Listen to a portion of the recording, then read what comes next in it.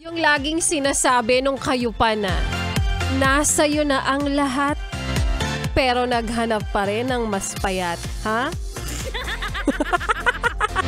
Bes, ulang araw pa lang para sa buwan ng December, pero pasabog na agad ang bumungad sa ating lahat, no? Nakakaloka, di ba dapat nagsasaya tayo? Di ba dapat excited ka kasi malapit ng magpasko? Kasi nga 24 days na lang before Christmas.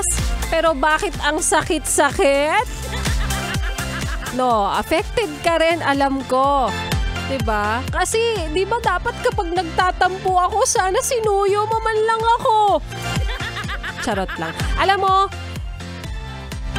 minsan talaga, kahit pa sabihin mo best na hindi ka nasasaktan o hindi ka naaapektuhan, at some point pa rin talagang makakaramdam ka ng, hala, parang napaparanoid din ako. Yan!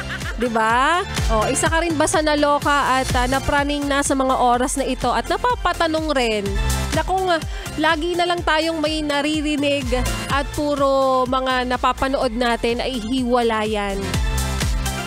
Paano ka pa ba makakapag-asawa niyan? 'Di ba? No, kaya paalala bes, sa mundong kaliwat kanan ang hiwalayan. Sana lang ha, hindi ka nag-overthink dyan.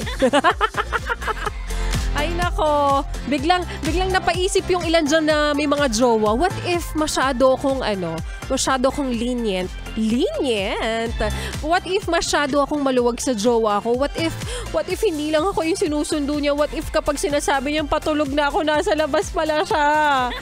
What if sinabi niya pupunta daw siya sa Christmas party pero nagpunta pala siya sa BGC? Charot!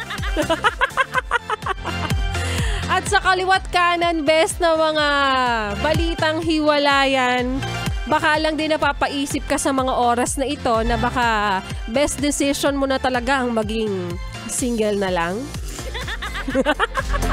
Maayong hapong muli!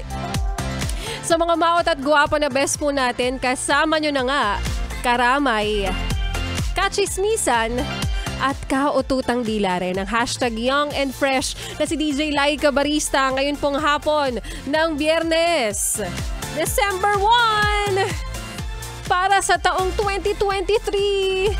Ay, bilis ng araw, ang bilis ng panahon, bes. Oo, ramdam kita. Kuya Driver, ramdam ko rin na wala ka pang natatanggap na bonus ngayon. At para sa iyo rin ate, ramdam ko na nag-aabang ka na rin na baka naman may pumasok ng sweldo. Tingnan mo, natabunan din yung news about sa sweldo dahil sa mga kaliwat kanang nakakalokang revelasyon na ating napanood kagabi, no? So para sa mga best po natin na Kuya Driver, sa iyo na pumapasada, alam mo ba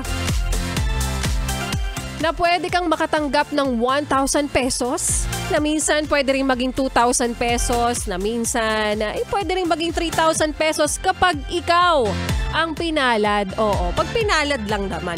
Pero marami pang pagkakataon, best. Oo. Sa programa ni Maria Morena, pakinggan mo lang siya. Oo. 12 noon to 3 p.m. yan para sa ating Yes, It's Your Birthday. Sa paanong paraan nga ba ikaw pwedeng manalo dito? Abangan mo lang yung announcement ni Maria Morena. Ayan. Pag sinabi niya na sa taong ganito o kaya naman sa buwan na ganito na lahat na nagbe-birthday ng ganitong araw o kaya naman taong ito, kapag tumugma ang iyong kaarawan, pumunta ka na kagad dito. Sumugod ka na. Oo, dahil paunahan ito, bes. Kanina nga may nanalo na si Kuya Denmar. Yan. Yung driver, ang saya-saya niya kanina. Nanalo siya ng 1,000 pesos. O, baka ikaw na ang susunod, kuya. Basta wag na wag ka nang maglipat, oh. At wag na wag ka na rin, alam mo na, mag-switch sa iba. Mahirap talaga pag nagsiswitch ng iba. Kahit sa sister station pa namin yan. Dahil magbabalik po si Laika Barista at sa aking pagbabalik.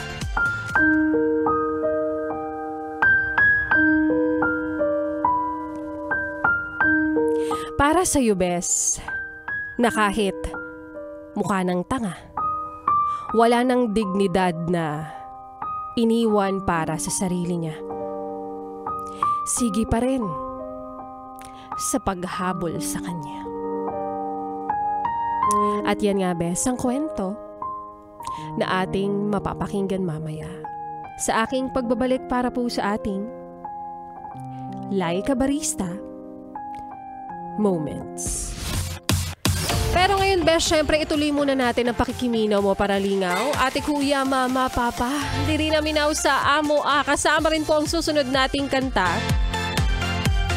na para sa'yo, ate girl. Oo, na kung ikaw ay niloko na at bumabalik na naman siya, well, normal naman yon, no? Huwag mo nang tanggapin dahil hindi mo deserve ang tira-tira ng iba. Kaya naman here's Maris Racal para sa kanyang kantang Ate Sandali. Dito pa rin sa iyong paboritong istasyon na kabonding ang 101.1. Yes, the best.